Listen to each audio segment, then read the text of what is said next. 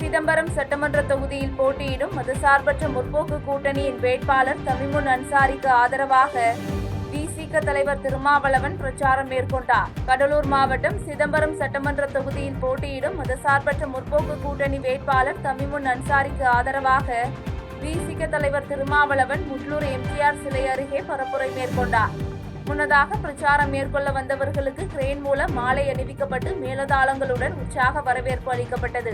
இந்த நிகழ்ச்சியில் விடுதலை சிறுத்தைகள் கட்சியின் மாவட்ட செயலாளர் தமிழ்வளவன், பொருளாளர் முருகானந்தன், இளஞ்சிறுத்தை எழுச்சி பாசறை மாநில செயலாளர் பால அறவாளி, மாநில நிர்வாகிகள் நீதிவளவன், மாவட்ட துணை செயலாளர் இளவரசு மற்றும் ஒன்றிய செயலாளர்கள், நிர்வாகிகள் ஆகியோர் கலந்து கொண்டனர்.